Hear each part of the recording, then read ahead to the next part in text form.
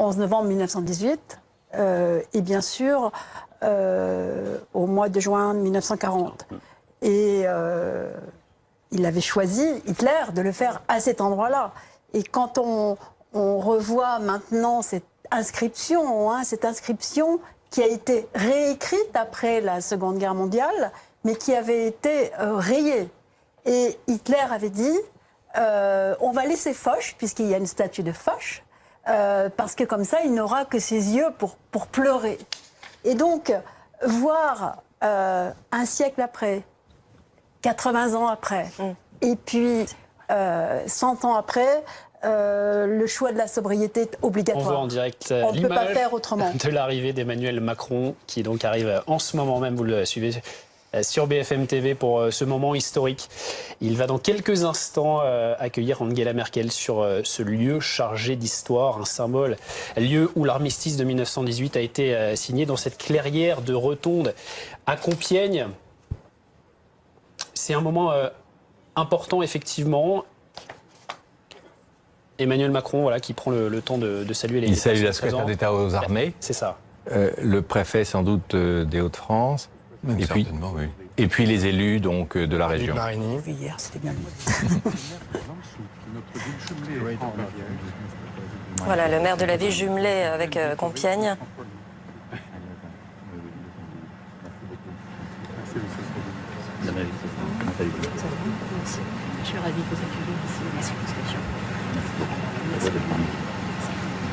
Monsieur le Président. Voilà, Emmanuel Macron, vous le voyez, qui salue effectivement. Alors il va y avoir le passage en revue des troupes de la brigade franco-allemande, une fois que la chancelière Angela Merkel sera arrivée. Et on en parlait de cette plaque tout à l'heure, Nicolas Prisset. Elle va être changée, cette plaque, pour quelque chose de beaucoup plus soft finalement. Oui, parce que la France a proposé à l'Allemagne que la plaque soit changée et que soit portée cette inscription, que je vais vous citer, à l'occasion du centenaire de l'armistice du 11 novembre 1918. Monsieur Emmanuel Macron, président de la République française, Madame Angela Merkel, chancelière de la République fédérale d'Allemagne, ont réaffirmé ici la valeur de la réconciliation franco-allemande au service de l'Europe et de la paix. Voilà ce qu'on pourra lire sur cette plaque, donc beaucoup plus consensuelle. On est loin du criminel orgueil Exactement, allemand. Le criminel orgueil de l'Empire allemand.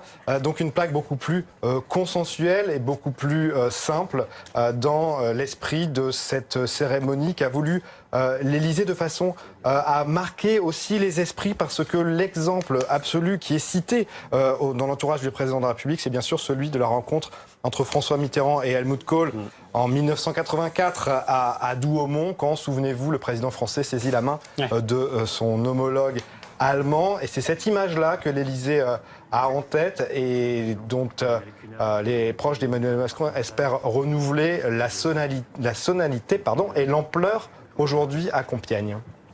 Franck Ferrand. On a pendant toute cette semaine de pérégrination présidentielle sur les hauts lieux de la Grande Guerre posé la question de la place de l'histoire et de celle de la mémoire. Vous voyez à quel point la mémoire est essentielle dans tout ce qui est à l'œuvre là depuis presque 8 jours maintenant. Et évidemment, ce changement d'inscription, ce changement de stèle est un exemple, c'est presque un cas d'école en matière d'évolution de la mémoire. C'est pas un changement de stèle. La première stèle reste. Je crois qu'il est très important de voir cela. Ce qui a été fait en 1918 reste. Ce qui a été défait en 1940 a toujours été défait. Et aujourd'hui, un siècle après, on ajoute quelque chose. Et je crois qu'on ne peut pas avoir une mémoire apaisée si on n'a pas une compréhension de l'histoire. Et passer de l'orgueil de l'Empire allemand et de cette condamnation absolue qui a été le 11 novembre et qui a été ensuite le traité de paix, à la réconciliation, ça a pris presque un siècle. Et la mémoire aussi a réfléchi pendant un siècle. Pourquoi cette première guerre mondiale, qui s'éloigne de nous dans le temps, progressivement évidemment, en quoi est-elle importante? Pourquoi doit-on s'en souvenir? Parce que là, il y a de moins en moins de gens qui vont parler de cette première guerre mondiale. On se souvient de la seconde, non, Franck Ferrand? Non, je ne suis pas persuadé de cela. Je crois que la présence, si je puis dire, de la Première Guerre mondiale dans les consciences, dans les mémoires, dans les souvenirs familiaux notamment, est très grande, comme l'a montré d'ailleurs la grande enquête nationale qui a été lancée il y a 4 ans. Je pense qu'au contraire, la Première Guerre mondiale fait vraiment partie des références et des souvenirs de tout le monde et qu'elle est loin de s'effacer des Même s'il n'y a plus de poilus, on le disait, alors, il y a Lazare plus de poilus depuis longtemps déjà, en oui, bien sûr, 2008, depuis 7 maintenant ans. il y a 10 ans. Depuis 10 ans, pardon. Voilà. Mais c'est vrai que les deux qu'il est- conflits sont liés, c'est aussi certainement pour ça. Je crois qu'il est très important de voir qu'on est passé de ce qu'on pourrait appeler la mémoire vivante, avec des témoins, mais ça fait très longtemps que c'est terminé, à une mémoire très vive. Et je suis tout à fait d'accord avec Franck Ferrand, et c'est vrai dans le monde entier. On vous Je laisse. crois qu'il faut insister là-dessus. C'est une guerre mondiale, et vous interrogez des Australiens ou des Autrichiens, ils ont cette même mémoire vive que On a nous avons en France. Aperçu la statue du maréchal Foch, il y a forcément des symboles. Ulysse Gosset, il y a aussi des enjeux diplomatiques, évidemment, entre Français et Allemands lors de cette rencontre aujourd'hui si importante. Oui, et il y a la présence d'un élément de la brigade franco-allemande. C'est important de le noter parce que c'est ça l'incarnation de cette défense européenne. C'est une brigade qui a été créée il y a très longtemps par décision de François Mitterrand et d'Helmut Kohl, c'est dire si ça remonte à loin, et qui progressivement a été intégrée à ce qu'on appelle aujourd'hui l'Eurocorps. C'est-à-dire, en fait, c'est une unité militaire qui est chargée, en cas d'urgence, d'intervenir au nom de l'Europe et en réalité au nom de la France et de l'Allemagne. Ce sont les prémices en réalité de cette armée européenne dont parlait le président de la République dans son interview à Europe 1 et qui a fait tant réagir Donald Trump. Donc c'est important de signaler cette présence-là, mais effectivement l'enjeu est considérable pour la France et pour l'Allemagne dans cette période où effectivement à quelques mois des élections européennes, on se demande bien comment les partis traditionnels vont pouvoir résister à la montée des populismes. Et c'est un enjeu à la fois pour Angela Merkel, qui est déjà secouée par plusieurs soubresauts électoraux, dans son pays. et évidemment pour Emmanuel Macron, qui n'a même pas encore désigné la tête de liste de son mouvement pour les élections européennes. Et donc le résultat sera suivi avec attention. L'autre aspect très important, c'est que Angela Merkel n'est pas assurée de rester au pouvoir au-delà du mois de décembre, après le congrès de son parti. Donc on voit bien qu'il y a cette nécessité à la fois de conforter cette réconciliation, mais avec beaucoup d'incertitudes pour l'avenir. Angela Merkel qui se fait attendre. Oui, alors justement, Franck Ferrand. c'est une petite ironie de l'histoire. C'est un clin d'œil, bien sûr, mais c'est amusant de voir là le président de la République qui fait les 100 pas en attendant la chancelière, alors que bien sûr qu'en 1918, c'est exactement le contraire qui s'est passé. Et quand Matthias Herzberger avait demandé au commandant de Bourbon-Busset quand le maréchal Foch allait le recevoir, Bourbon-Busset lui avait répondu de façon laconique, lorsque le maréchal l'estimera utile. Et donc on a fait attendre la délégation allemande. Eh bien aujourd'hui, vous voyez que retour de l'histoire. L'ironie est d'ailleurs assez grande parce qu'il n'y a pas de Britanniques, alors qu'il y avait des Britanniques, évidemment, au moment de la signature de l'armistice. Or, hier, c'est le président Macron qui a fait attendre longuement Theresa May parce qu'il a été retenu à Albert. Et donc, les Britanniques attendent et les Allemands n'attendent. Et les Allemands se font attendre. On a l'impression un peu d'un retournement de l'histoire en 100 ans. C'est assez bizarre. Un changement de rapport de force. Un petit mot peut-être sur le lieu, cette clairière de Retourne. Le lieu, il n'a pas été choisi au hasard, Non, Franck Ferrand. on n'est pas très loin de Senlis, on n'est pas très loin de l'état-major, et il fallait en tout cas être suffisamment loin néanmoins pour ne pas être gêné par les journalistes d'abord, qui étaient très nombreux autour de l'équipe du maréchal Foch, et puis ne pas être gêné non plus par les avions, n'oubliez pas ce tout nouvel outil de guerre, si je puis dire, ces avions de reconnaissance qui, pendant toute l'année 1918, avaient totalement modifié le rapport qu'on avait au champ de bataille. Et en l'occurrence, le maréchal Foch voulait être, si je puis dire, tranquille. Il fallait aussi qu'il y ait un échangeur ferroviaire, il fallait qu'il y ait ces deux voies qui puissent se trouver l'une à côté de l'autre.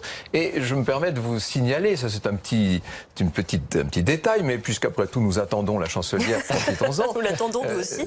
On avait choisi comme voiture, comme convoi ferroviaire pour amener la délégation des plénipotentiaires allemands, l'ancien train impérial de Napoléon III. Ce n'était pas un hasard du tout. Et d'ailleurs, lorsqu'on les avait reçus au tout début, lorsque les plénipotentiaires sont arrivés sur le territoire français, on les a reçus dans une maison privée, mais dont on avait bien pris soin qu'elle soit illustrée, qu'elle soit ornée par un grand portrait de Napoléon III. La République, pour une fois, se raccrochait à Napoléon III. C'était un moyen de rappeler rappelé qu'on voulait effacer le souvenir de 1870 et de 1871. Et récupérer les provinces perdues. Et récupérer bien sûr l'Alsace et une partie de la Lorraine. Il est 15h38 sur BFM TV, édition spéciale en direct de Compiègne, hein, où Emmanuel Macron et Angela Merkel se retrouvent, même si on attend très clairement. La chancelière allemande se retrouve donc sur ce lieu où a été signé cet armistice de la fin de la Première Guerre mondiale. Franck Ferrand, on rappelle que c'est un conflit qui a tué plus d'1 million de militaires, 1 400 000 militaires. En France, oui, 1 400 000 morts. Le tout dernier, vous savez, c'est le pauvre malheureux Augustin Trébuchon. Il y a d'ailleurs là, juste à côté de quand vous allez à Retonde, juste à côté de la Clairière, il y a un jardin Augustin Trébuchon. Il est mort 4 minutes, je dis bien 4 minutes avant le cessez-le-feu de 11h, ce 11 novembre 1918. C'est le dernier mort français au combat, puisqu'il y a eu beaucoup de morts après, des victimes, des blessés qui sont morts après bien sûr. Et puis, n'oubliez pas que c'est la fin de la guerre à l'ouest, mais il y a aussi encore quelques fronts à l'est, et il y aura d'autres morts. Mais en tout cas, c'est le dernier mort de la guerre sur ce front de l'ouest. C'est le dernier mort avant l'armistice. Augustin Trébuchon, il avait 40 ans. C'était un berger qui venait de la Lozère, un petit bonhomme qui faisait 1,60 m. Un petit mot peut-être de l'ambiance à cette époque, on l'imagine, l'armistice, et un soulagement immense pour les soldats, bien évidemment, sur le front, qui ont un peu de mal à réaliser. Il y a de l'incrédulité. Ça, c'est très intéressant. Je crois que la chancelière arrive, donc je elle vous est en train d'arriver. La voiture diplomatique est avec ici, le ça y drapeau est. allemand.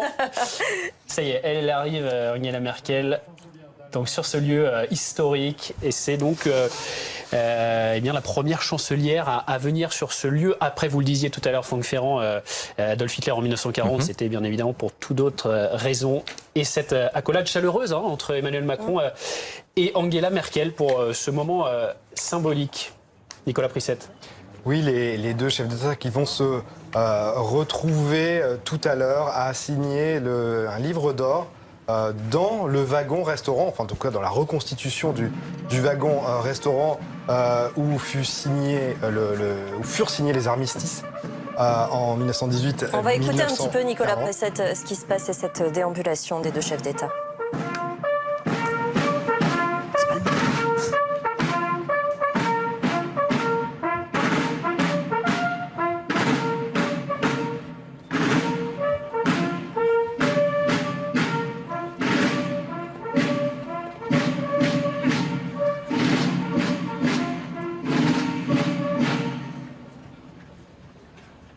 Honneur au drapeau.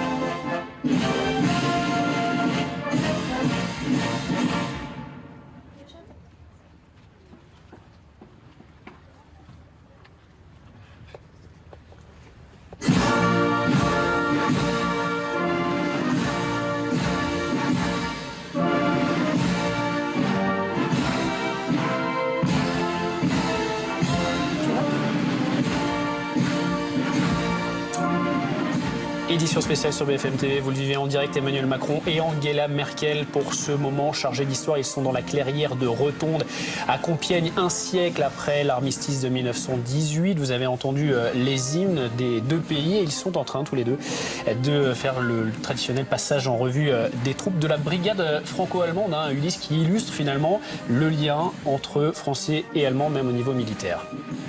Oui, le lieu de la revanche qui devient le lieu de l'ultime réconciliation avec effectivement les deux armées présentes au sein de cette brigade franco-allemande, avec une chancelière qui, vous le savez, a pris le pouvoir il y a maintenant 18 ans, en 2005, et qui est proche de la sortie, puisqu'elle a elle-même annoncé qu'elle allait renoncer à son poste de présidente du parti. Combien de temps restera-t-elle chancelière? En tout cas, elle aura marqué l'histoire par cette présence hautement symbolique dans les pas d'Helmut Kohl et de François Mitterrand. Tout à l'heure, après cette revue des troupes, Emmanuel Macron et la chancelière Merkel vont signer le livre d'or qui se trouve à l'intérieur donc du fameux wagon. Mais effectivement, on voit bien ce symbole quand même très très fort. La présence même de l'armée allemande sur ces lieux en soi est déjà extrêmement symbolique. Voilà, lieu très symbolique évidemment, ce wagon Franck Ferrand qui va dans lequel Emmanuel Macron et la chancelière allemande vont pénétrer dans quelques minutes. C'est un wagon qui avait été, dont l'aménagement avait été commandé dès le début du mois d'octobre, c'est-à-dire dès le lancement des pourparlers entre les deux camps, début du mois d'octobre 1918, livré par la Compagnie internationale des wagons-lits, ai-je besoin de le préciser, un wagon-restaurant initialement qui a été transformé en wagon-bureau et de réunion, si vous voulez. Il a d'ailleurs été réaménagé de cette façon dans la voiture qui aujourd'hui évoque la voiture de 1419, puisque celle-ci a été détruite pas très loin de Berlin au moment des bombardements alliés de la fin de l'année 1944. Il faut savoir que ce wagon est devenu mythique après la guerre. Il a servi un tout petit peu de wagon présidentiel, notamment au président Mitterrand en 1920, et puis très vite, en 1921, on a décidé de l'exposer dans la cour des Invalides, où il est resté jusqu'en 27. On va écouter un petit peu ce qui se passe sur place donc à Compiègne. Bataillon der deutsch-französischen Brigade. Ich melde Ihnen die Ehrenformation, bestehend aus dem Marinemusikkorps Versailles, der Fahnenabordnung und 4 Kompanien des deutsch-französischen Versorgungsbataillons der deutsch-französischen Brigade angetreten. Monsieur le Président de la République, les honneurs ont été rendus par un détachement composé de la musique des troupes de marine de Versailles, des drapeaux du bataillon de commandement et de soutien de la brigade franco-allemande et de 4 compagnies du bataillon de commandement et de soutien de la brigade franco-allemande. L'ensemble étant placé sous le commandement du colonel Lars Kretschmer, chef de corps du bataillon de commandement et de soutien de la brigade franco-allemande. Merci.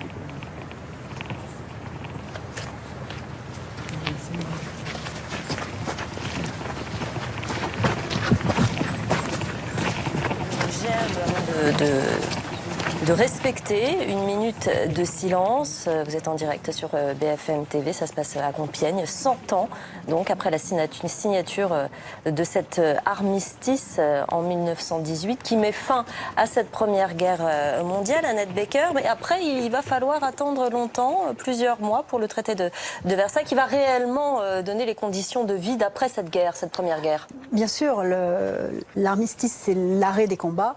Mais les pourparlers de paix vont être extrêmement longs et compliqués. Mais il y a une chose qui sera commune, c'est l'exclusion, bien sûr, des vaincus, l'exclusion des Allemands. Ici, le 11 novembre 1918, ils sont présents, mais ils sont traités très mal, comme on vient de nous le dire, avec une extrême froideur. Pour la seule photographie qui existe, qui est une photographie volée, en fait, parce que le maréchal Foch avait demandé qu'il n'y ait pas de photographie.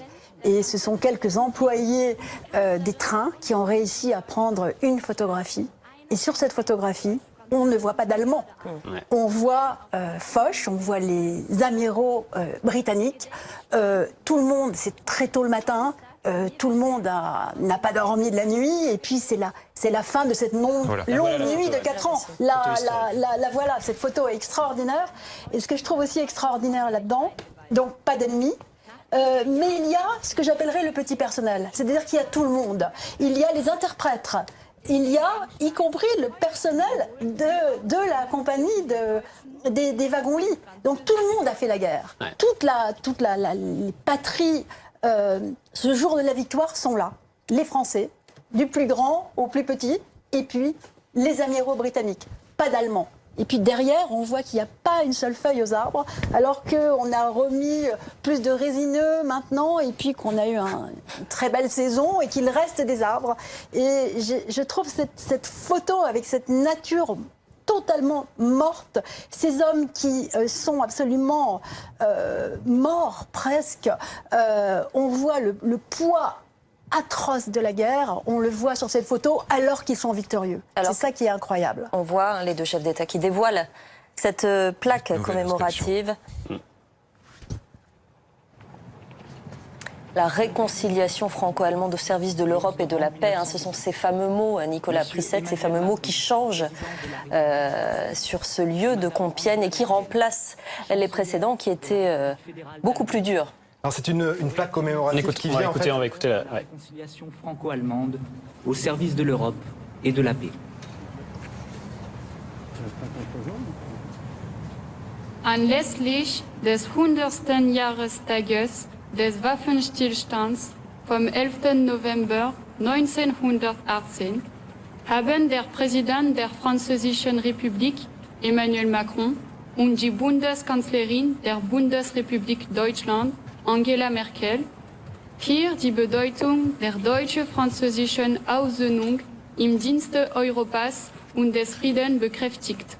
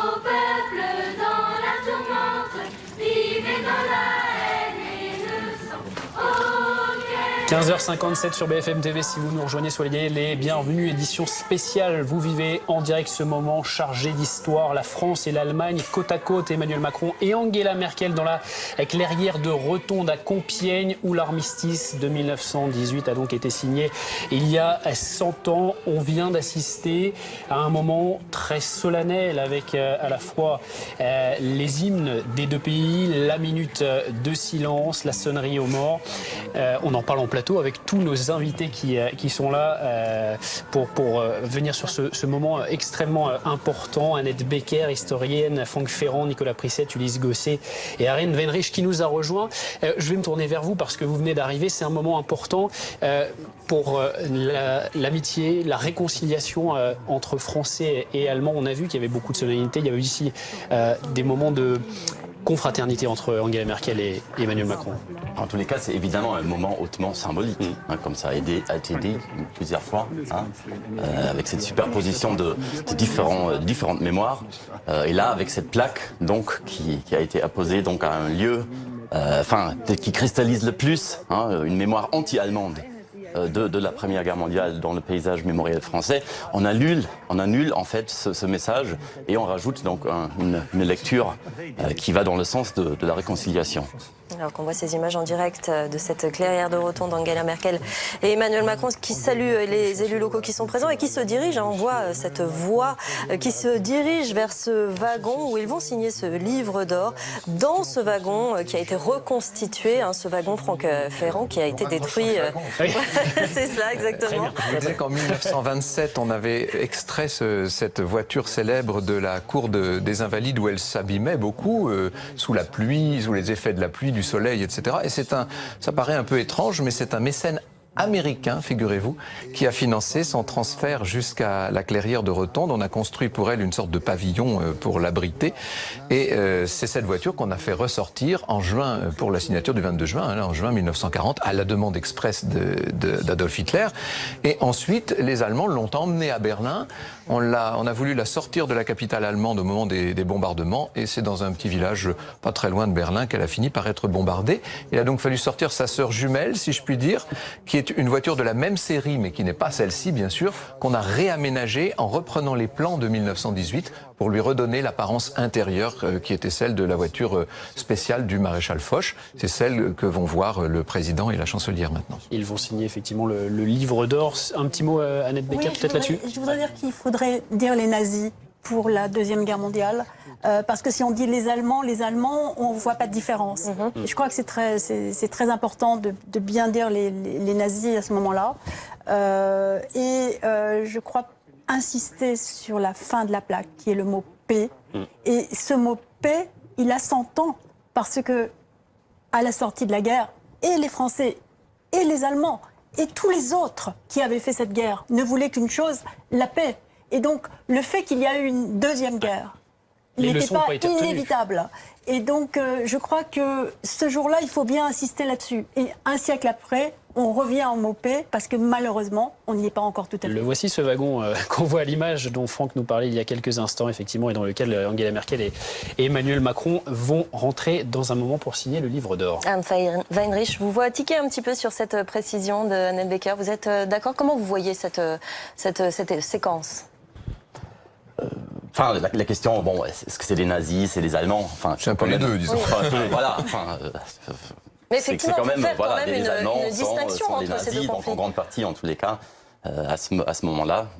Et d'ailleurs, effectivement, cette politique mémorielle que va mener Hitler, donc autour du wagon, donc de l'armistice, va justement rencontrer une adhésion assez spectaculaire de la part de la population allemande du moment. Puisque là, effectivement, au moment où il est exposé donc au plein cœur de Berlin, on voit défiler des milliers d'Allemands pour qui, finalement, ce traumatisme de 1918 est finalement exorcisé, en fait, à ce moment-là. Est-ce qu'on peut juste commenter un petit peu ces images, Angela Merkel et Emmanuel Macron, donc ça y est, qui ouvrent ce livre d'or, et pour juste se recontextualiser, peut-être, Annette Becker, Franck Ferrand, les endroits, les places qu'occupait à l'époque le maréchal Foch, les Allemands également? Eh bien, du côté où se trouve le président Macron, se trouvait la délégation des plénipotentiaires allemands. Du côté de la chancelière se trouvait la délégation du maréchal Foch, qui avait donc à sa droite l'amiral Wemyss, qui avait... Ils ont inversé les Exactement. Il y avait l'amiral Hope également. Il y avait à sa gauche le général Weygand, qui donc était son aide de camp. Et puis en face, donc, Erzberger, qui était là avec le comte Oberndorf et le général von Winterfeld. Vous voyez que c'était très sobre. Il y avait, imaginez, les dactylographes. Et alors, on avait tapé la convention d'armistice en commençant par la dernière page, ce que l'on fait toujours dans ce genre de circonstances, ce qui permettait aux plénipotentiaires de signer les différents... parce qu'il y avait des carbones, vous savez. Donc ça leur permettait de signer les différentes copies pendant qu'on tapait, qu'on dactylographiait les deux premières pages, en fait. Et on distingue juste derrière un téléphone, juste derrière Angela Merkel, bien parce sûr, qu'il fallait tenir informé, bien sûr, en Allemagne. Oui, alors vous savez que le maréchal Foch avait fait 2 voyages à Paris. Il est parti le 8 après-midi, et puis il est reparti dès la matinée du 11 novembre pour prévenir, bien sûr, le président du Conseil, qui à l'époque était Georges Clémenceau. En tous les cas, ce qui a dû donner du grain à moudre au protocole des deux côtés, c'est effectivement, enfin j'imagine en tous les cas, cette question d'être tout à fait sûr que Merkel soit pas assise sur la place de Foch, qui aurait été Ils se sont mis au bout comme ça, de Hitler. Donc là, effectivement, pour écarter toute toute. Ils sont Qu'est-ce qu'ils sont en train de consulter, là, justement Ils sont à la place des traducteurs, là, oui. pour être tout à Qu'est-ce fait qu'ils précis. font, là, Emmanuel Macron et Angela Merkel? Ils consultent ce livre. Le livre d'or qui a été signé par tous les très illustres visiteurs qui, vous imaginez bien, se sont rendus dans cette voiture. Cette voiture a fait l'objet d'une émission de télévision très marquante et que certains de nos téléspectateurs cet après-midi se rappellent peut-être. C'était en 1958 dans le cadre de l'émission de Stelio Lorenzi qui s'appelait La caméra explore le temps. Le général Végan, qui était encore de ce monde en 1958, avait raconté en direct à la télévision depuis cette voiture, il avait raconté exactement les circonstances de la signature des conventions de 1918.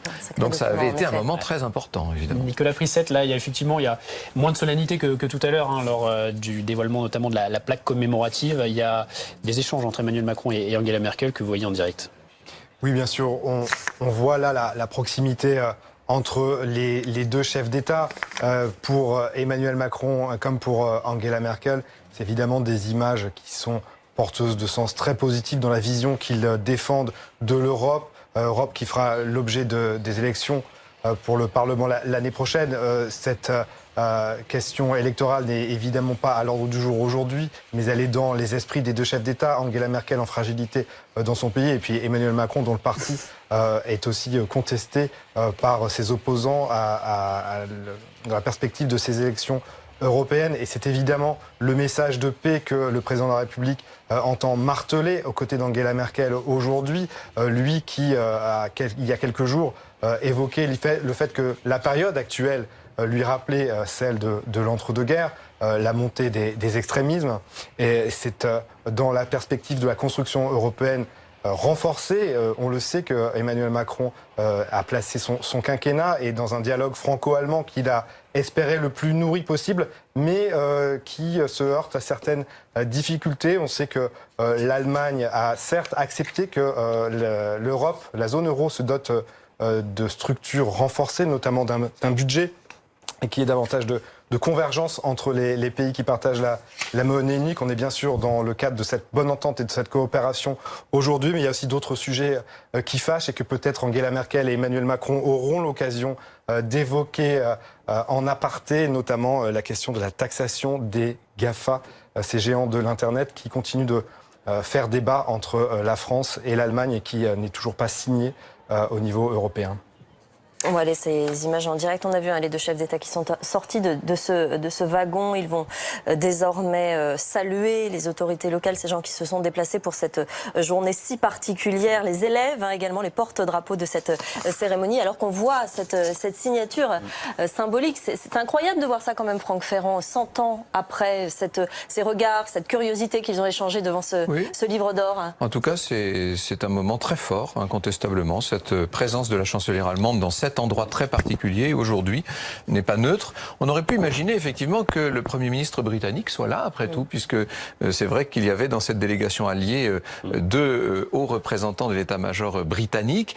En l'occurrence, il me semble, je pense que si l'on a concentré les projecteurs sur l'Allemagne et la France, c'est parce que on veut mettre en avant l'Union européenne et que la Grande-Bretagne étant en train de sortir de l'Union européenne, il ne fallait pas trop développer cet aspect. Vous êtes d'accord, Arne Heinrich ? Bien sûr, tout à fait. D'ailleurs, il faut évidemment voir toute cette cérémonie-là comme le couronnement, en quelque sorte, d'une séquence franco-allemande qui dure quand même depuis 2014, avec vraiment cette volonté de construire un socle mémoriel franco-allemand extrêmement fort. On a vu quand même, alors c'est difficile pour Angela Merkel de venir évidemment dans cette clairière de Rotonde parce que c'est le symbole de la défaite allemande en 1918. On a vu Emmanuel Macron à plusieurs reprises qui... on ne sait pas si c'était pour la réconforter, mais en tout cas lui prenait la main.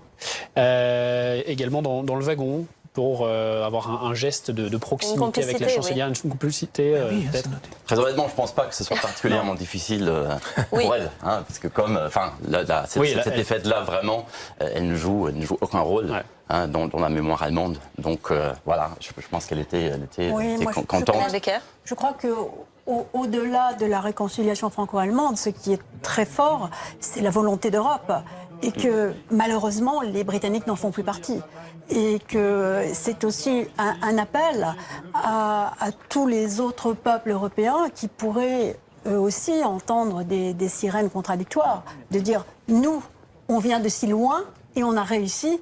Vous tous, vous les Hongrois, vous les Polonais, vous les Tchèques, vous êtes aussi avec nous. Et ça, c'est quelque chose de très important. Et malheureusement, Theresa May et le Brexit ne peuvent participer de cela. Ensemble face au nationalisme, au populisme qui grimpe. Mais il y a quelque chose d'assez émouvant et peut-être même peut-être un peu tragique dans cette réunion, parce qu'effectivement, on les voit tous les deux qui sont ensemble pour célébrer cette réconciliation, mais on sait qu'en réalité, quand Emmanuel Macron est arrivé au pouvoir, il y a eu un grand espoir que ce couple franco-allemand fonctionne de façon très positive et très active pour préparer l'Europe de demain et sortir l'Europe de l'ornière dans laquelle elle se trouve. Et en quelques mois, tout ce scénario a été entièrement remis en cause, remis en question, d'abord par la montée des populismes dans plusieurs pays, l'Italie, la Pologne, l'Autriche, etc., mais aussi en Allemagne, où le paysage politique a profondément changé. Et donc, pour Emmanuel Macron et Angela Merkel, c'est un moment extrêmement intense. C'est pas le dernier, parce que Emmanuel Macron va se rendre à Berlin le 18 novembre, pour une journée très importante pour les Allemands, puisque c'est la commémoration des victimes de toutes les guerres, y compris de la Shoah. Donc ils vont se revoir. Mais on voit que le projet commun qui était né de l'élection d'Emmanuel Macron est en train de se déliter, et que finalement il y a une énorme déception qui est en train de se produire et qui ne se sent pas aujourd'hui, mais on imagine qu'ils la ressentent profondément. Arndt Weinrich, effectivement, c'est la grande incertitude, ce qui se passe dans les mois qui viennent dans cette relation franco-allemande. Oui, tout à fait. Enfin, on se demande si Merkel va effectivement aller au bout de son mandat. Mais bon, là, je suis pas qualifié, évidemment, pour me prononcer là-dessus. Non, mais c'est vrai, vous le disiez tout à l'heure, ils bâtissent ce socle depuis plusieurs années, et effectivement, là, tout tombe ça finalement. Ça fait 18 ans que la chancelière Merkel... Souvenez-vous, on parlait de la chancelière de l'Europe. C'était vraiment le pilier de l'Europe, Angela Merkel. Aujourd'hui, c'est une chancelière très affaiblie et qui est en train de quitter le pouvoir, quelle que soit l'échéance, dans quelques mois, dans un an, mais c'est la fin vraiment d'une période qui s'achève.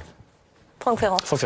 On a marqué tout à l'heure une minute de silence. Je me permets de rappeler que c'est en 1919, pour le premier anniversaire du 11 novembre, alors qu'aucune célébration très particulière n'avait été organisée, en dehors d'une messe à la chapelle des Invalides, mais enfin, il n'y avait vraiment rien de très particulier. C'est en 1919 qu'on a respecté pour la première fois, à 11h du matin, puisque c'était l'heure du cessez-le-feu, la première minute de silence en France. Ça existait déjà aux États-Unis, mais c'était la première fois que c'était observé en France. Peut-être revenir sur ce qui s'est passé à l'époque. Pardon de revenir un siècle en arrière, mais vous imaginez le soulagement absolument extraordinaire du monde entier à l'annonce de ce cessez-le-feu, de cet armistice de 1918. Ça a été extraordinaire. Et dans la population française, dans les villes, une explosion de joie comme on en a très peu connu. On reconnaîtra ça évidemment au moment de la libération en 1944, mais pas avant.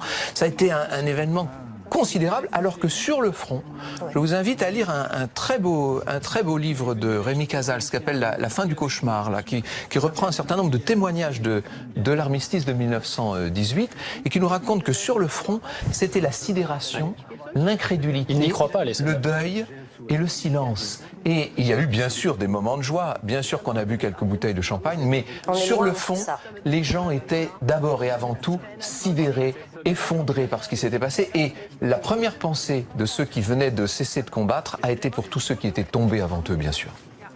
C'est ce qui a montré un très grand historien, Bruno Cabane, dans son livre qui s'appelle La victoire endeuillée, et l'oxymore est particulièrement juste. Bien sûr. On va juste regarder cette séquence. On a vu c'est un réfugié syrien qui était à la droite d'Emmanuel Macron, donc sur la gauche de votre image, qui est donc pour cette photo symbolique. Il était à Verdun, notamment hier, pour ces commémorations du centenaire de l'armistice. On les écoute. Wir können sie stärken, aus meiner Sicht, indem möglichst viele Menschen sich begegnen, indem wir zusammen auch arbeiten, zum Beispiel bei den neuen Gebieten wie künstlicher Intelligenz, gemeinsame Netzwerke für Forschung gründen. Ça va se terminer, c'est un moment finalement assez court, cette commémoration entre les deux chefs d'État. Oui, si vous me passez cette expression, les plaisanteries les plus courtes sont les meilleures.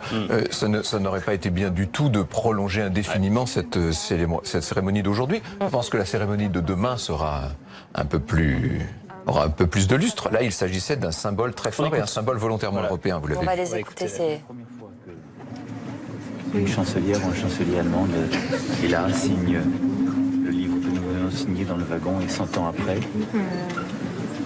c'est montrer que ce que nous devons à nos soldats qui sont tombés, à ces Ces jeunes hommes qui avaient votre âge ou à peine quelques années de plus et qui sont morts par millions pour la barbarie, ce que nous leur devons, c'est de continuer inlassablement de construire la paix. Notre Europe, depuis 73 ans, est en paix. Et il n'y a pas de précédent.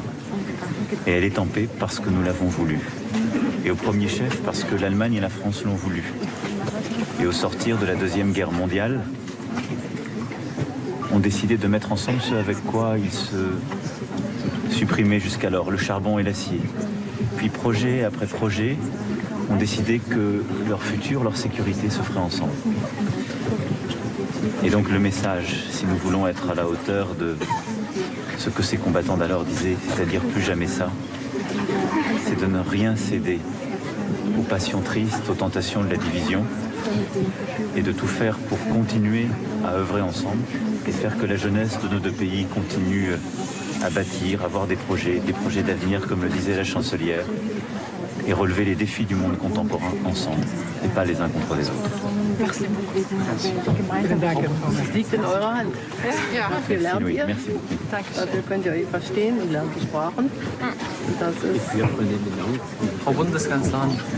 Emmanuel Macron devant ces jeunes Allemands, effectivement, c'est important de transmettre aux jeunes générations pour perpétuer ce devoir de mémoire, Arend van Rich.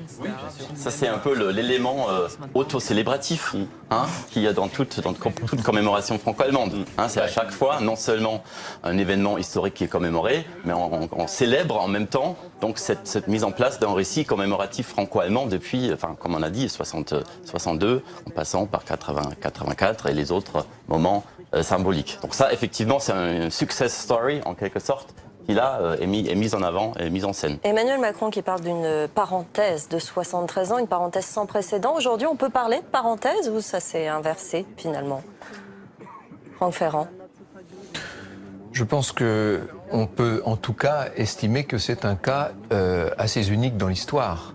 C'est-à-dire que 7 décennies entières de paix à l'échelle d'un sous-continent, c'est assez remarquable pour être souligné. Alors, il n'y a pas que la construction européenne à la manœuvre. Il y a eu bien il faudrait parler des 2 blocs à l'époque de la guerre froide, il faudrait parler de la dissuasion atomique, il faudrait parler bien des aspects. Mais en tout cas, c'est vrai que incontestablement, il y a eu cette période de paix. Et je pense que c'est une des obsessions des chefs d'État et de gouvernement actuellement que de maintenir cela autant que possible, oui. Il ne faut pas oublier les guerres dans l'ex-Yougoslavie, qui ont été des guerres terribles. Et je crois qu'ils l'ont tout à fait à l'esprit, parce que la montée des nationalismes, en particulier dans l'Est de l'Europe, pourrait amener des guerres. Et d'ailleurs, au moment où on parle ici, l'Ukraine fait quand même partie de l'Europe et elle est en guerre, à ma connaissance. Donc, je crois que c'est un vœu pieux. Emmanuel Macron l'a beaucoup rappelé ces derniers jours, d'ailleurs, cette situation. On va l'écouter.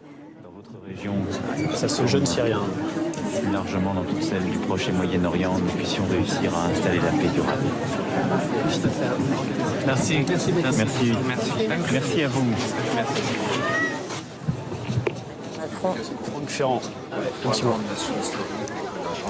La France et l'Allemagne, nous sommes en paix. Voilà ce qu'il veut dire globalement, je pense. Oui, c'est ce qu'il veut dire. Mais pour l'avoir entendu hier devant une assemblée d'historiens, il a été très clair. Son souci, c'est l'Europe en train de décrocher. Oui, bien sûr. Et je crois que continuer à montrer que quand on a été extrêmement ennemi, on peut se rapprocher. Ça fait partie de ce souci, bien sûr, et de cette pédagogie, comme disait Arnd. C'est important, parce que hier, le président de la République, effectivement, a reçu des historiens. Qu'est-ce qu'il vous a dit, en fait? Quel était le sens de la rencontre? Parce que c'était tirer les leçons de l'histoire pour l'avenir. Quel était le message? Il a reçu les historiens et il nous a écoutés. C'est nous qui avons parlé face au président de la République. À 2 endroits, à l'historial de la Grande Guerre de Péronne, dans le centre de recherche dont nous faisons partie, Arnd et moi. Et ensuite, il a reçu les historiens de la mission du centenaire, dont nous faisons partie aussi tous les deux. Et donc, principalement, nous lui avons parlé de nos recherches, de la façon dont nous voyons la guerre aujourd'hui, beaucoup plus importante d'un point de vue chronologique, beaucoup plus importante d'un point de vue géographique, bien sûr, que la France et l'Allemagne uniquement.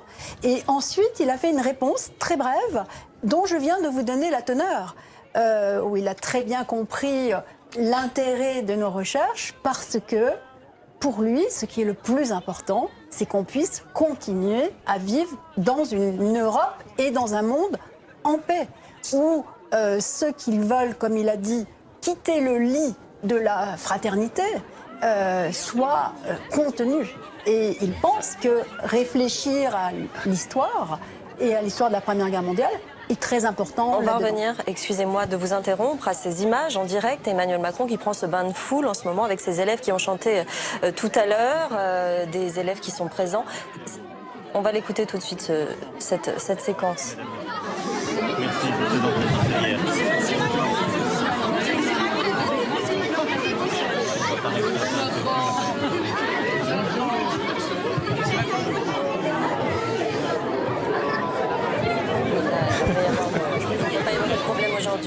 Effectivement, Franck Ferrand, il n'y aura pas de souci là de contestation oui, avec là on ces est bien jeunes dans la bulle historique. Collégiens. On le rappelle, c'est un collège de Compiègne. Ils sont juste à côté et ils ont chanté. Vous avez entendu tout à l'heure pour le président de la République et pour Angela Merkel. C'est pour ça qu'il a été en retard tout le temps ces jours-ci. C'est parce qu'il était tout le temps bloqué par des foules assez hostiles. Aujourd'hui, on est vraiment dans une séquence historique, symbolique, et justement cette actualité qui l'a dérangé tout au long de son itinérance mémorielle cette semaine ne vient pas le déranger aujourd'hui. C'est mis de côté, ça.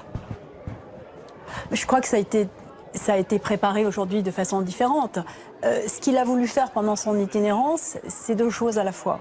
C'est-à-dire parler de la guerre en historien, parler de la mémoire de la guerre, et par ailleurs rencontrer les populations de l'ancien front, les anciennes populations occupées aussi de toute cette région de l'Est et du Nord de la France. Et malheureusement, cette région est une région largement sinistrée aujourd'hui économiquement. Et donc il s'est trouvé dans cette contradiction, vouloir parler de régions qui ont tellement souffert de la guerre et qui sont des régions qui souffrent aussi aujourd'hui. Et donc la politique d'aujourd'hui s'est mêlée à l'histoire et à la mémoire de façon, je crois, intéressante, parce que après tout, on est 100 ans après, on vit différemment, et sur ces lieux se posent d'autres problèmes. Et pour un président de la République, eh bien, il faut à la fois être historien, homme de mémoire, et aujourd'hui mener une politique. Nicolas Prissette, cette séquence mémorielle qui se conjugue effectivement avec une séquence politique. Oui, bien sûr, parce que Emmanuel Macron savait très bien qu'en allant sur ces terres de l'Est et du Nord, il serait confronté à la colère des Français, bien sûr, dans des endroits où Marine Le Pen, en 2017, a fait des scores très importants. Et aujourd'hui, une colère qui s'exprime sur le terrain du pouvoir d'achat, l'essence, la CSG, que les Françaises et les Français qu'il a pu croiser dans la rue, eh bien, lui ont rappelé systématiquement en demandant des explications ou tout simplement en se plaignant de la politique du gouvernement. Donc Emmanuel Macron savait très bien qu'il allait devoir concilier à la fois les images de présidentialité, de solennité d'un chef d'État qui vient sur les lieux mémoriels, et en même temps, et c'est lui qui a voulu aller à la rencontre de ces Français mécontents sur l'aspect du pouvoir d'achat. Donc il a conçu cette séquence sur ces deux plans, à la fois mémoriel et très direct, très concret vis-à-vis des insatisfactions des Français. Et avec, à la fin de cette semaine, donc, un point d'orgue pendant lequel il reprend de la hauteur de la stature internationale, avec ce rendez-vous aujourd'hui avec Angela Merkel et demain sur les Champs-Élysées auprès de la tombe du soldat inconnu. Une occasion aussi pour le chef de l'État, non seulement d'être dans la mémoire, dans la continuité historique, mais aussi de faire valoir son point de vue diplomatique à l'international, puisqu'il y aura demain une séquence importante, le Forum pour la paix à la Vinette, où une soixantaine de chefs d'État sont attendus. Un Forum pour la paix qui est boycotté par Donald Trump, qu'il a eu l'occasion de voir ce matin à l'Élysée. Donc le chef de l'État a conçu cette séquence non seulement avec des éléments mémoriels, des éléments de proximité et aussi des éléments diplomatiques. C'est une façon, 14-18, eh bien, de mettre en valeur, lui, sa philosophie diplomatique, celle de la coopération, celle du multilatéralisme. C'est tout ce qui a sous-tendu son discours aux Nations Unies il y a quelques semaines. La coopération plutôt que le bras de fer, plutôt que le rapport de force qui, selon lui, engendre la guerre, engendre les conflits. Donc il y a un lien évidemment entre l'histoire 14-18 et aujourd'hui la politique et la diplomatie. Alors qu'on voit ces images images, toujours en direct d'Emmanuel Macron qui salue ses écoliers, ses collégiens. Ulysse Gosset. Oui, c'est quand même des images importantes, même si effectivement c'est un public choisi, ce sont les étudiants ou les lycéens de Compiègne, les écoliers. Mais quand même, la jeunesse, c'est, je dirais, la préoccupation centrale à la fois de la chancelière.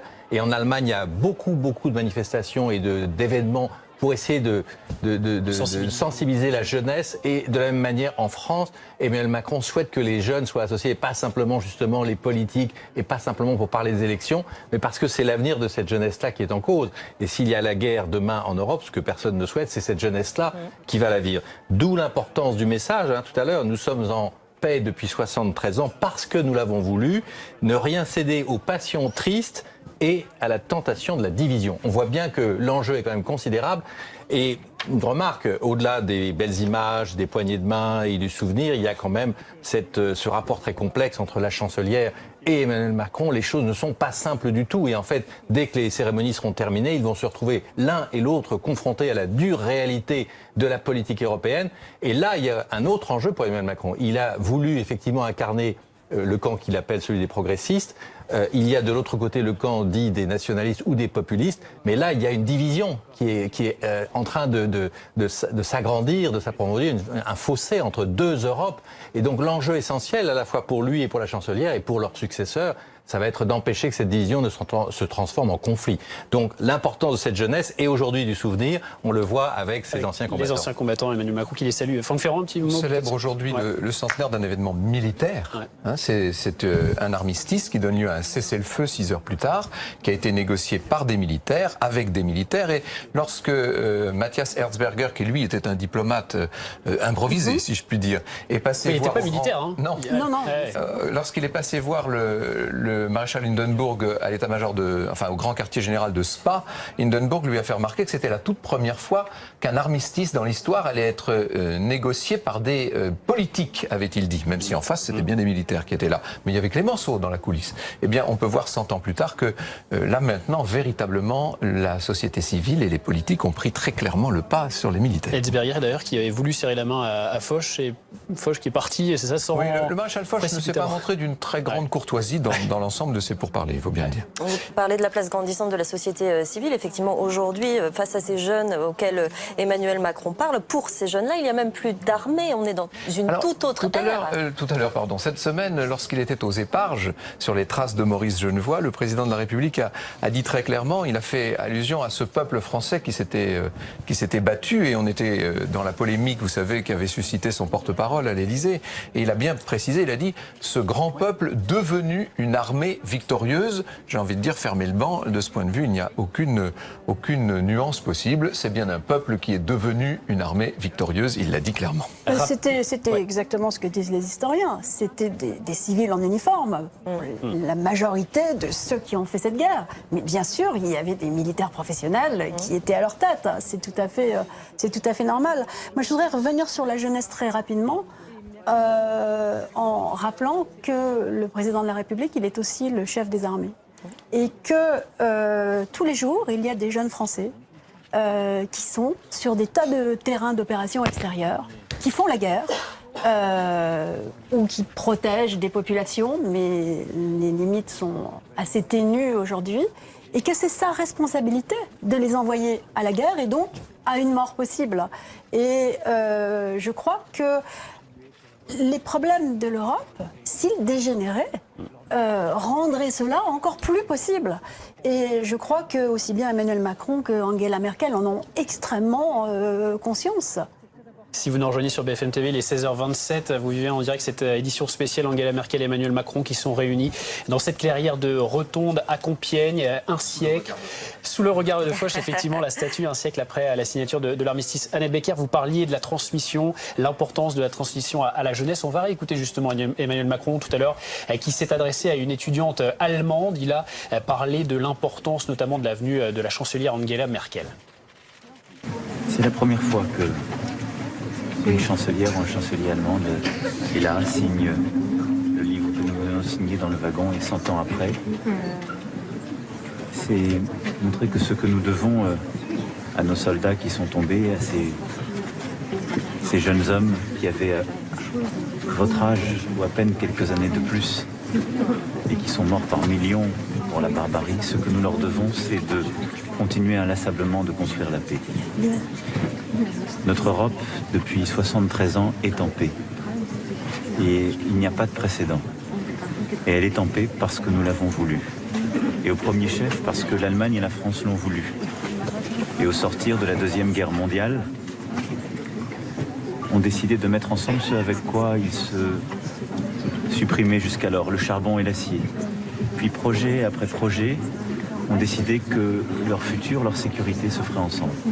Voilà donc pour cette séquence Emmanuel Macron qui s'adressait à une jeune étudiante allemande, Franck Ferrand. Ça a pris pas mal de temps, les négociations, pour arriver à cet armistice du 11 novembre 1918. Tout ça commence dès le début du mois d'octobre, lorsque, avec le grand recul général des Allemands, jusqu'à la ligne Hindenburg. Et puis, dès qu'on sait que les Allemands sont prêts à entamer des pourparlers, on enfonce carrément, les Alliés enfoncent cette ligne Hindenburg. Il y a eu énormément d'espoirs qui ont été déçus, ce qui fait d'ailleurs, ce qui explique en partie que les combattants n'y croyaient plus d'une certaine manière lorsqu'on leur a annoncé l'armistice du 11 novembre. Il faut bien comprendre que le pouvoir en place à Berlin, si je puis dire en place d'ailleurs étant donné les circonstances, le chancelier Hébert au moment de la signature de l'armistice n'est même plus en place. L'armistice est signé au nom d'un Reichschancellor Schluss, dont on ne sait pas qui il est. C'est une invention du grand quartier général allemand qui d'ailleurs transmettait un ordre d'un ministre des Affaires étrangères qui lui-même n'était plus légal. Donc tout ça était, il y avait quand même un très grand flottement dans l'Allemagne de l'époque qui était la proie d'une révolution. Le vent de l'Est, le vent de la révolution bolchevique était en train de souffler, bien entendu. Arend Weinrich. Oui, enfin là, en l'occurrence, très concrètement, c'était le vent du Nord. Hein. C'est la mutinerie, enfin la révolution, déclenchée donc par les matelots de la marine de guerre qui va faire tache d'huile et qui atteindra Berlin, donc justement le 9 novembre, donc c'est une date importante, le 9 novembre en Allemagne. Si vous voulez, de cet événement-là hier, c'est la proclamation de la République de Weimar et l'abdication de Guillaume II. Et là, évidemment, vous avez parlé justement tout à l'heure, et à très juste titre, évidemment du soulagement qui est universel, qui en tous les cas commun à beaucoup d'Européens. Pour le cas allemand, voilà, s'y mêle quand même une incertitude sur l'avenir du pays et les sentiments que peuvent donc éprouver les Allemands au sortir donc de 4 ans de guerre sont tout de même beaucoup plus complexes que ceux donc éprouvés par les Français, les Britanniques de l'époque. Et il faut 7 mois supplémentaires pour signer ce traité de Versailles qui est incroyablement humiliant pour l'Allemagne. Oui, enfin, en tous les cas, qui est vécu comme ça par tous les forces politiques. Là, c'est vraiment, s'il y a bien un consensus politique autour d'une question pendant la République de Weimar, c'est bien celle de l'injustice de ce traité-là et de la nécessité, par extension, de réviser. Et c'est ce qui a pu entraîner ce qui s'est passé par la suite, et notamment la Deuxième Guerre mondiale ? Pas seulement, mais il y a une chose qui est très importante, c'est le numéro 231. Qui rend responsable l'Allemagne de toute la guerre. Et il était bien évident que cela, c'était faux. Et donc, cela paraît, en plus des clauses matérielles épouvantables, c'est une clause politique absolument insupportable. Parce que les Allemands ont fait la guerre comme les autres. Et ils se sont sentis totalement rejetés, non seulement de l'Europe, mais de l'humanité.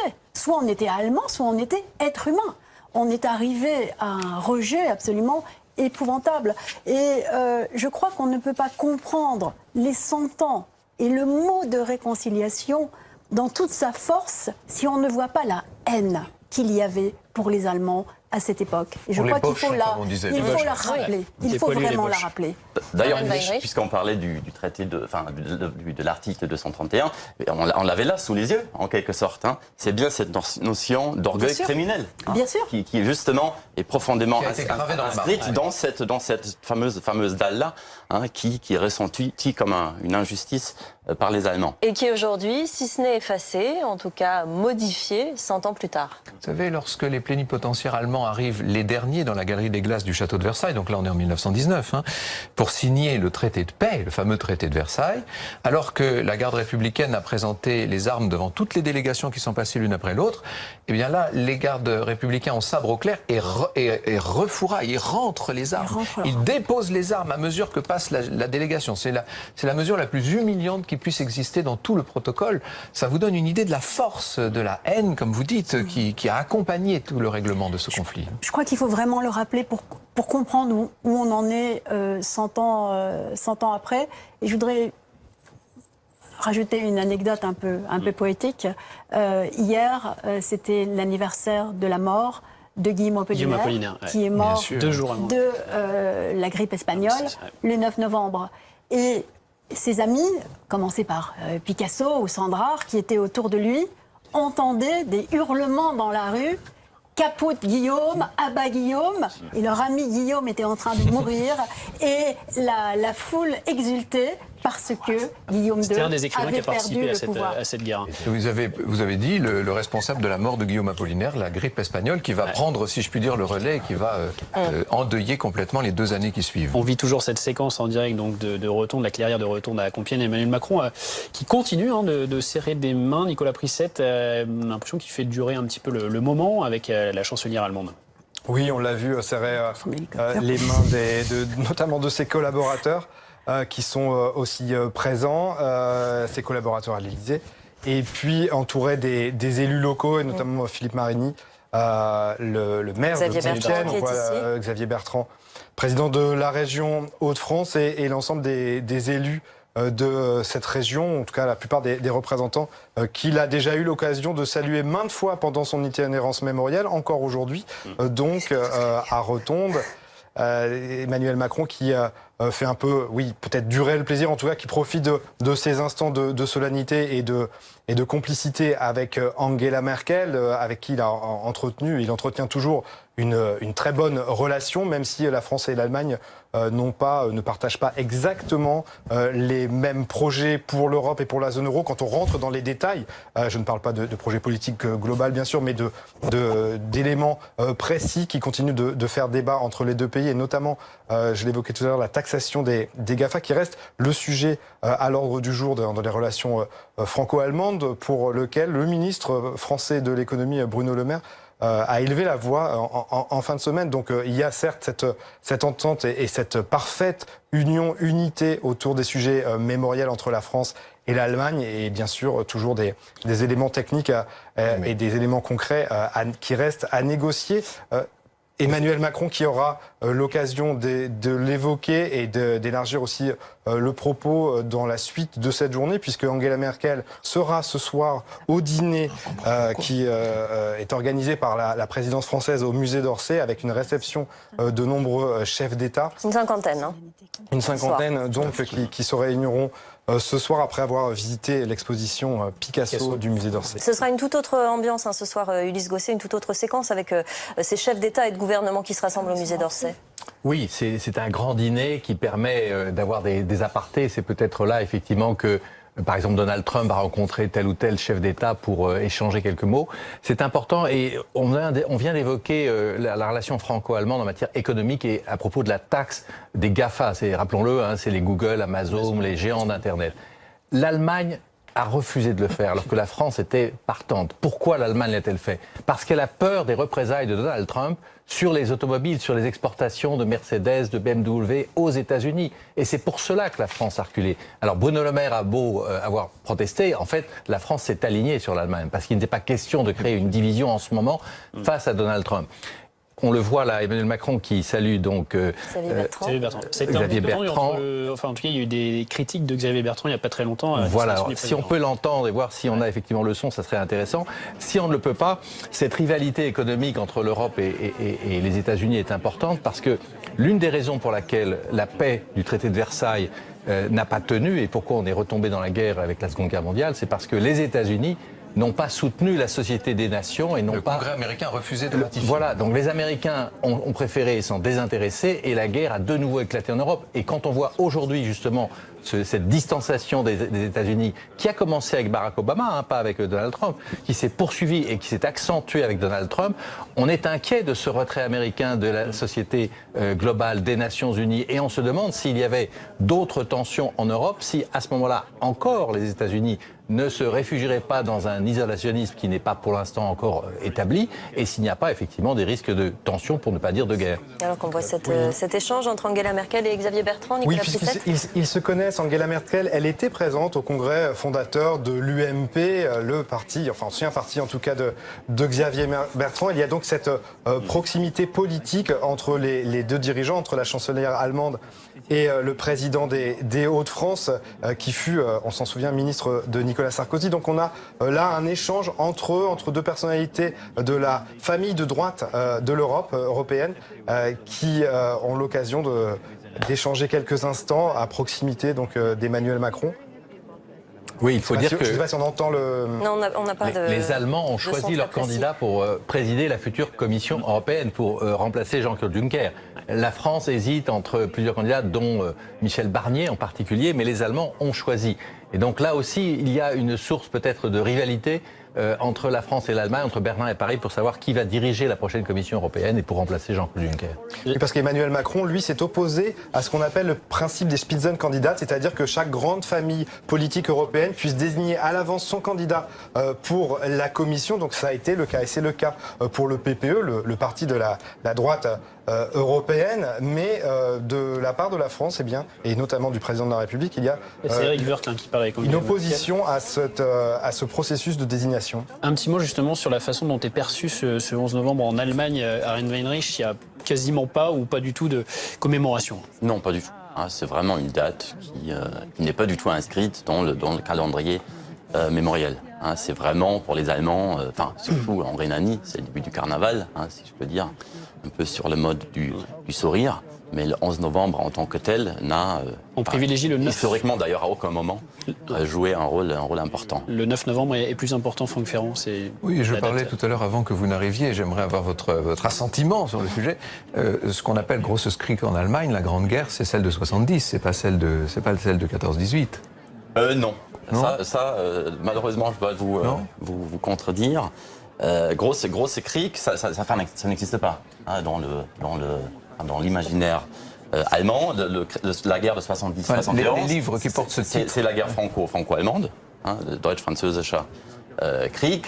Les livres qui portent le titre et qui ont été publiés donc dans cette séquence centenaire des Grosses Krieg, etc., font justement référence à la Première Guerre mondiale. Et ça, c'est quand même un effet assez intéressant, nouveau, oui, où on a quand même un peu un transfert de cette notion de Grande Guerre, de Great War, qui refait surface alors qu'elle avait été complètement oubliée depuis 1945. Il faut dire que l'appellation contemporaine de la guerre en Allemagne, et donc du temps même de la guerre, était Weltkrieg, tout de suite, donc guerre mondiale, ce qui correspondait tout à fait à cette sensation qu'avaient les Allemands d'être en guerre contre le monde réuni contre elle, et en même temps un peu moins prominent, un peu moins important quand même déjà cette notion de Grosse Krieg. Qui vient donc en quelque sorte.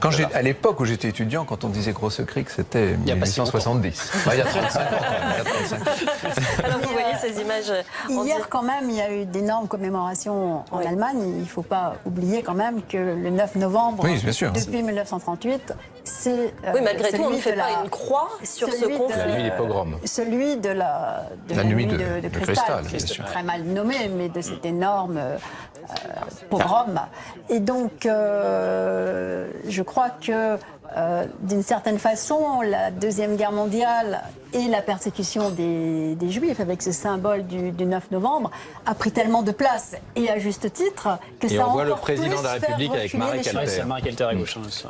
D'ailleurs, effectivement, si on veut voir ce qui s'est passé hier en Allemagne, on a quand même pu constater que justement, il y avait plus de commémorations pour les pogroms de 1938 que pour la proclamation de la République de Weimar.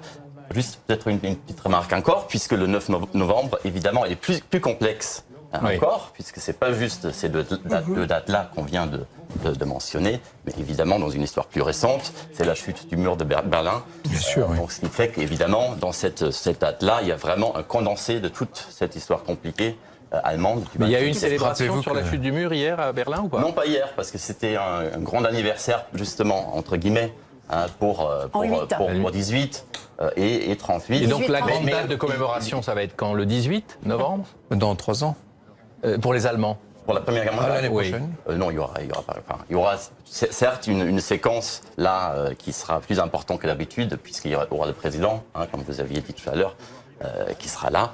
Mais voilà, c'est plus une fonction, si vous voulez, de la politique étrangère allemande qu'autre chose. Et je vous coupe, nous sommes en direct toujours, ces images, c'est en ce moment à Compiègne, dans cette clairière de Rotonde où a été signé il y a 100 ans cet armistice de la fin de la Première Guerre mondiale. Emmanuel Macron est avec Angela Merkel, elle salue les élus locaux, elle salue tout un tas de personnalités qui s'est rendues donc sur les lieux. Et on va revenir sur ces images tout à l'heure du président de la République française et de la chancelière allemande. Ils ont passé en vue les troupes de la brigade franco-allemande, ils ont dévoilé également cette plaque commémorative, déposer une gerbe de fleurs. On revient là-dessus tout de suite. L'armistice du 11 novembre 1918. Monsieur Emmanuel Macron, président de la République française, et Madame Angela Merkel, chancelière de la République fédérale d'Allemagne, ont réaffirmé ici la valeur de la réconciliation franco-allemande au service de l'Europe et de la paix.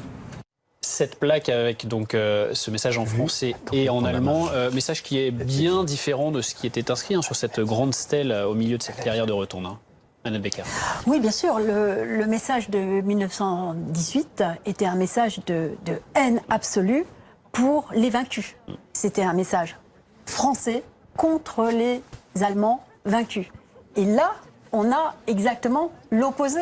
On a, au bout de 100 ans, l'idée de la réconciliation franco-allemande, de la réconciliation pour l'Europe et dans l'Europe tout entière, et pour la paix. Donc on est exactement à l'envers de ce qui avait été dit il y a 100 ans. On rappelle ici ce combat, le criminel orgueil de l'Empire allemand. Absolument. Ce sont des mots très forts qui ont été utilisés. Ce ne sont pas des mots de paix. Bien sûr que non. Ce sont des mots de haine, je crois qu'on peut le dire de cette façon-là, et de la haine qui venait du fait qu'on avait l'impression, du côté français, que les Allemands avaient voulu agresser, avaient voulu l'emporter sur la France, et on l'avait d'autant plus vécu que toute la guerre s'est passée sur le front occidental, sur le territoire français, alors que, comme on le disait à l'époque, pas un carreau n'avait été cassé en Allemagne. Ce qui n'est pas tout à fait vrai parce qu'il y avait le front Est. Et les Français avaient l'impression qu'ils avaient vécu cet enfer à cause de l'Allemagne et seulement à cause de l'Allemagne. Alors quelques voix pouvaient dire peut-être que non, mais c'était l'idée générale que l'on avait. Et cette plaque est vraiment l'expression de ce que l'on pensait à l'époque.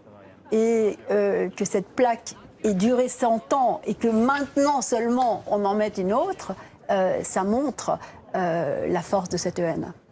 Emmanuel Macron qui continue, vous le voyez, sur ces images en direct de serrer les mains. Il est juste à côté du centre de cette clairière de Rotonde. On va juste un petit peu reconfigurer, Franck Ferrand, cet endroit où... Alors oui, un mot, c'est l'ambassadeur d'Allemagne. Voilà, l'ambassadeur d'Allemagne qui était l'ancien conseiller d'Angela Merkel et qui est à Paris depuis plusieurs années maintenant.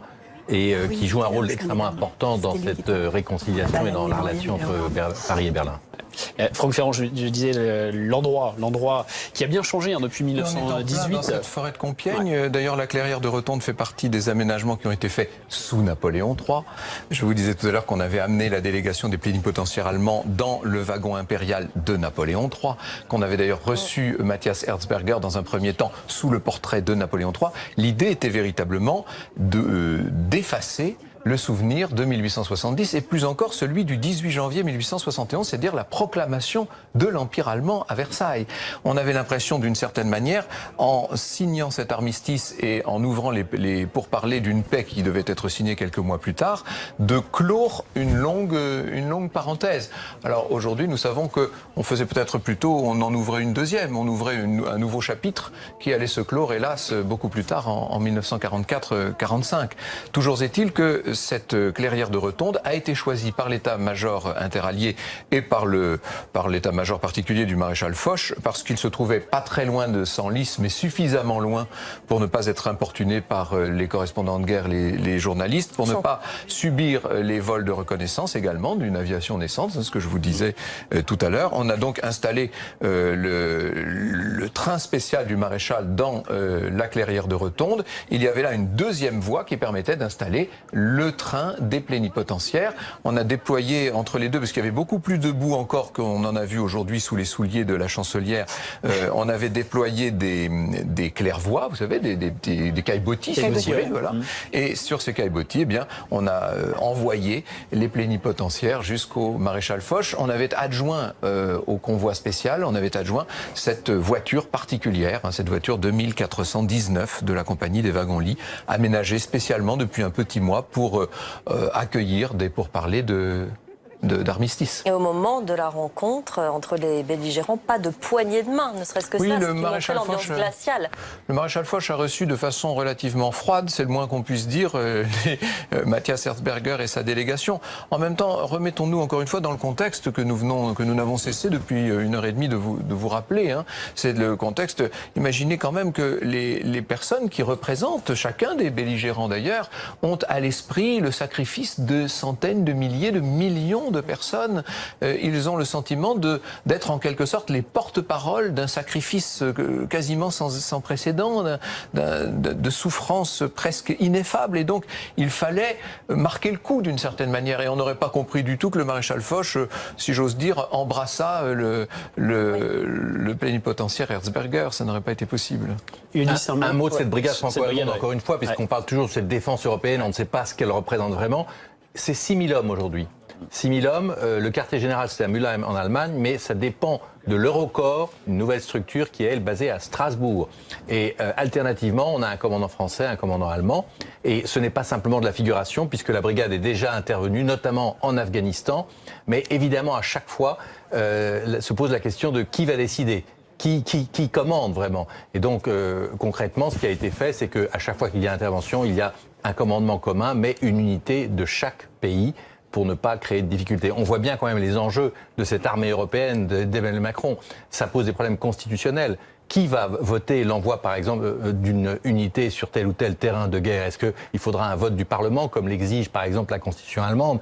Ou est-ce que c'est le chef de l'État ou c'est le chancelier qui décidera? Donc il y a beaucoup de questions extrêmement importantes, mais cette embryon d'armée, si vous voulez, existe maintenant depuis, elle a été décidée, créée par François Mitterrand et Helmut Kohl. Alors qu'on voit la fin de cette séquence entre Emmanuel Macron, Angela Merkel qui vont quitter Compiègne. Il continue, cela dit, à saluer les élèves, les élus, les anciens combattants qui sont sur place à prendre ce bain de foule, Franck Ferrand. Oui, ça a l'air d'être, d'après ce que je vois, ça a l'air d'être du public. Ça, ce ne sont pas les invités, apparemment. Effectivement, qui est venu. Et juste avant de repartir, effectivement, Ulysse, juste un mot par rapport à l'armée. On parle à la fois d'armée, de guerre, mais de paix. C'est aussi le message aujourd'hui. La paix, on se souvient, qui avait été incarnée par cette photo mythique, François Mitterrand, Helmut Kohl en 84 à l'Ossuaire de Douaumont, près de Verdun. Et c'est le message qui est toujours, bien évidemment, le principal aujourd'hui. Oui, parce que la réconciliation, justement, est faite pour empêcher à tout jamais la guerre, si c'est possible. Mais c'est surtout tirer les leçons de l'histoire pour empêcher la guerre demain. Et ça sera l'objet du Forum de la paix qui va être inauguré demain par Angela Merkel. C'est un geste assez fort de la part du président de la République française. Ce n'est pas lui qui va prononcer les mots d'ouverture, c'est la chancelière, et qui va pouvoir justement donner sa vision du monde de demain, et en particulier du multilatéralisme face au nationalisme. C'est la raison pour laquelle Donald Trump n'y va pas. Alors on regarde ces images en direct, Emmanuel Macron, effectivement, qui prend un bain de foule. Cette fois, ce ne sont pas des officiels, ce ne sont pas des lycéens, ce sont les gens qui sont venus assister à cette séquence. On va écouter un petit peu. Je voulais vous remercier. J'ai voté pour vous, pour l'Europe. S'il vous plaît, pour nos enfants. C'est très important. Merci. Merci à vous. J'ai une fille qui a 2 mois qui vient de naître, qui s'appelle Olivia, et j'espère qu'elle connaîtra jamais la guerre grâce à l'Europe. Merci. Bonjour madame. Bonjour à vous. Bonjour. Bonjour. Bonjour messieurs, dames.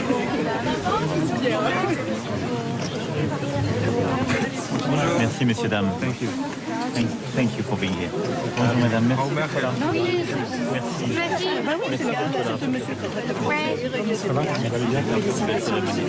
Vous pensiez qu'il pleuvrait, mais il n'a pas plu. C'est gentil. Vous voyez? C'est gentil, merci. Voilà. Merci d'être là pour la vraiment. Merci beaucoup. Non, vous Merci beaucoup. Très bonne journée. Merci à vous. Merci à vous. Merci. Courage. Macron qui salue la foule, une séquence plutôt douce pour le président de la République, qui n'est pas tellement interpellé par cette foule qui est présente. Elle est assez respectueuse finalement du président de la République. Ulysse? Non, mais ce public qui est venu là à Rotonde, c'est un public qui est sensibilisé par la guerre, par le souvenir de l'histoire et par l'amitié et la réconciliation franco-allemande. C'est pas le public français qu'a rencontré le président de la République lors de son itinérance. Donc il est normal que l'accueil soit plus chaleureux et c'est un moment, je dirais, pour le président de la République plutôt agréable et de détente. Et Aaron Weinreich, Angela Merkel aussi, qui se prête facilement au jeu. Hein. Ah oui, enfin, c'est quand même... son métier. Voilà, son métier, une vraie pro. Hein, En tout cas, une chose est à peu près certaine. Maintenant, on s'est beaucoup demandé au moment de la mort de Lazare Ponticelli en 2008, de Harry Patch, qui était le dernier combattant de la guerre, 4 mois plus tard, et de la dernière vétéran de la Première Guerre mondiale, qui s'appelait Florence Green, qui était britannique. Ça, c'était en 2012. On s'est demandé, après leur mort à tous les trois, si on continuerait à célébrer le 11 novembre. Évidemment qu'on continue à le célébrer, plus que jamais, si je puis dire, mais d'une autre façon, très clairement. Vous voyez bien que la place donnée justement à la chancelière Merkel dans l'ensemble des célébrations d'aujourd'hui et de demain montre qu'une page est tournée et que le 11 novembre est en train de changer de signification. Je pense effectivement que c'est l'un des enseignements les plus importants de ce centenaire, de la présence allemande, enfin en tous les cas d'un point de vue franco-allemand. La présence allemande elle est devenue banale. Ça veut dire qu'il faudrait le rééditer chaque année? Chaque année, il y a des représentants allemands. Je pense qu'il ne faut pas non plus sous-estimer le risque d'effritement d'un pareil discours franco-allemand. Donc je pense effectivement, la mémoire étant une chose vivante, par définition, il faut persévérer dans cette initiative de mise en exergue de l'esprit de réconciliation franco-allemand autour d'un récit Grande Guerre. Avec la fin, peut-être, du règne d'Angela Merkel à venir, est-ce qu'il y a une possibilité d'élabrement de ces relations franco-allemandes proches? Ah non, ça ce serait quand même... Enfin, après, se projeter, c'est toujours délicat pour un historien. Mais je pense que le socle franco-allemand, il est quand même beaucoup plus fort. D'ailleurs, chaque fois qu'il y a un dirigeant, que ce soit en France ou en Allemagne, qui essaye en quelque sorte de sortir d'une logique franco-allemande, assez rapidement, il est rattrapé par le fait que sur la scène européenne, dans tous les cas, les rapports franco-allemands sont bien trop importants pour qu'on puisse s'engager dans d'autres relations bilatérales. C'est un acquis précieux. Sur ce point, une information, le 14 novembre prochain, des parlementaires allemands et français vont se retrouver à Paris pour créer la future assemblée commune parlementaire avec 50 députés allemands d'un côté, 50 députés français. Donc c'est un geste très concret qui essaie d'établir cette relation profonde et durable. Mais n'ayons quand même pas d'illusions. Il va y avoir des partis politiques, et qui l'ont déjà fait au cours des dernières élections, qui vont dénoncer la puissance allemande, notamment à la Commission européenne. Souvenez-vous des attaques en particulier de Marine Le Pen contre l'Allemagne qui dirigerait l'Europe. Donc il y a toujours cette tentation effectivement de polémique, mais durablement, c'est une image assez forte de voir quand même la chancelière allemande avec un président français, en l'occurrence Emmanuel Macron, saluer la foule comme si c'était un événement presque normal, en tout cas acquis. Est-ce que ça durera? L'histoire le dira. Moi, je suis tout à fait d'accord avec vous. Je pense que la banalité de ce bain de foule, qui peut paraître surprenante après la solennité du dévoilement de la plaque, mais ça dit bien cela. C'est quelque chose qui existe et sur lequel on ne pourra pas revenir en arrière. Ce n'est même pas possible. En revanche, l'Europe tout entière, c'est pas encore fait. Et donc, c'est pour cela qu'ils se battent aussi. Et je dirais que la spontanéité de ce bain de foule nous dit, ça serait formidable si on pouvait l'avoir dans l'Europe entière et qui sait un jour dans le monde entier. Et c'est l'idée de ce qui va se passer dans ce forum pour la paix. Comment est-ce qu'on peut arriver, nous qui sommes venus de si loin, à arriver à faire qu'une réconciliation soit toujours aussi facile, même quand elle a été très compliquée. Pour autant, la montée des nationalismes n'épargne personne, ni la France, peut-être pas l'Allemagne non plus. Ah non, sûr que non. Non, c'est bien que depuis, évidemment, les dernières les législatives, droite il y a eu, donc pour la première fois depuis très très longtemps, un parti d'extrême droite au Bundestag. Donc là, effectivement, ça ouvre des horizons discursifs qui sont assez nouveaux. Et ça, évidemment, il faut s'en inquiéter. Mais pas au prix quand même de sous-estimer l'acquis communautaire, bien sûr. En quelque sorte, notamment dans le franco-allemand. Et puis le nationalisme allemand n'est pas anti-français, le nationalisme français n'est pas anti-allemand. Ce sont contre d'autres qu'on s'élève, en particulier contre les réfugiés et les migrants. Et donc on a une autre forme de nationalisme. Mais le socle franco-allemand n'est jamais remis en cause, y compris par les extrêmes droites dans les deux pays. Et le forum de la paix demain, Ulysse, avec donc bien sûr Angela Merkel et Emmanuel Macron, sans Donald Trump, qui ne sera pas là. Sans Donald Trump, avec le secrétaire général des Nations Unies et quand même une soixantaine de pays qui participent. Avec un nombre de chefs d'État impressionnant. Mais ce qui est nouveau et ce qui mérite d'être dit, alors l'idée d'Emmanuel Macron, c'est d'en faire une sorte de Davos de la paix, ou un mélange de COP21 et de Davos de la paix, vous voyez. Mais c'est surtout aussi d'associer les sociétés civiles, c'est-à-dire les entreprises, les ONG, les organisations non gouvernementales, pour trouver des solutions pour l'avenir, et notamment dans un domaine où la guerre existe déjà, c'est celui d'Internet. Souvenez-vous de toutes ces attaques qu'on a connues en France, en Allemagne et aussi aux États-Unis. Trouver des solutions pour que effectivement on empêche, ou en tout cas qu'on essaye d'éviter des affrontements dans ce monde nouveau qui est celui d'Internet. Donc c'est un enjeu difficile et compliqué pour Emmanuel Macron parce que le succès n'est pas assuré. On verra quel est l'appel qu'il va lancer à la fin du forum pour essayer de mobiliser justement les opinions publiques et les États pour arriver à ses fins. Il est bientôt 17h, soyez les bienvenus si vous nous rejoignez sur BFM TV, notre édition spéciale consacrée bien évidemment à cet événement historique. Emmanuel Macron et Angela Merkel dans la clairière de Rotonde, là où a été signé l'armistice il y a 100 ans, le 11 novembre 1918. Ça fait une demi-heure maintenant que le président français et la chancelière allemande sont en train de procéder à un bain de foule. Ils signent des autographes, quelques photos également avec à la fois les officiels et le public, vous le voyez en ce moment sur ces images. Il y a eu également bien sûr la séquence solennelle mémorielle tout à l'heure avec Angela Merkel et Emmanuel Macron qui ont passé en revue les troupes de la brigade franco-allemande qui sont présentes donc sur place aujourd'hui. Ils ont également, on va le voir, dévoilé une plaque commémorative. Ça a été un moment très important parce qu'il y a eu cette nouvelle plaque déposée au pied de cette grande stèle au milieu de la clairière de Rotonde. Du 11 novembre 1918. Monsieur Emmanuel Macron, président de la République française, et Madame Angela Merkel, chancelière de la République fédérale d'Allemagne, ont réaffirmé ici la valeur de la réconciliation franco-allemande au service de l'Europe et de la paix. Voilà, s'en est suivi, vous l'avez vu, cette image d'Angela Merkel assise juste à côté d'Emmanuel Macron dans ce wagon, Franck Ferrand et Annette Becker, qui a été entièrement reconstitué pour la signature tout à l'heure de ce livre d'or. Oui, en fait, le wagon n'a pas été reconstitué aujourd'hui. Il a été refait après la Seconde Guerre mondiale, lorsqu'on avait perdu le premier wagon, le wagon originel, le fameux wagon 2419 que connaissent tous ceux qui connaissent bien, qui s'intéressent à cette histoire de la Première Guerre mondiale. Et on a pris simplement un wagon jumeau qui était de la même série, issu de la même série de la compagnie des wagons-lits, et on l'a réaménagé, c'est-à-dire qu'on a remis des tables, des lampes, etc., et des chaises, exactement comme l'était celui du maréchal Foch. Il est visitable d'ailleurs, tous les ans, il y a 70 000 visiteurs. Oui, il a été restauré d'ailleurs.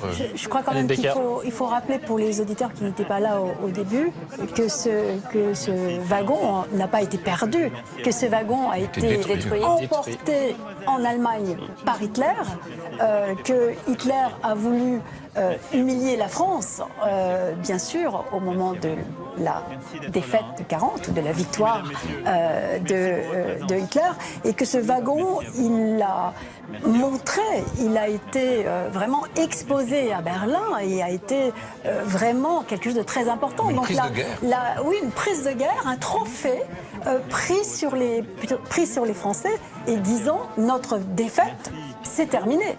Et c'est donc seulement après la Deuxième Guerre mondiale qu'on a récupéré un autre wagon qui lui ressemblait et qu'on l'a reconstitué. C'est quand même extraordinaire qu'en 1919, le président du Conseil Clémenceau veuille absolument que la signature du traité de paix ait lieu dans la Galerie des Glaces pour effacer ce qu'on considérait comme l'humiliation native qu'était cette proclamation de l'Empire allemand le 18 janvier 1871 et que le 22 juin 1940, Hitler exige que la signature de l'armistice imposé à la France défaite soit dans le fameux wagon que le maréchal Foch avait utilisé pour l'armistice de 1918. Vous voyez, il y a toujours comme ça des réponses de l'histoire. Les politiques mémorielles, c'est très important. Tout le monde en fait tout le temps.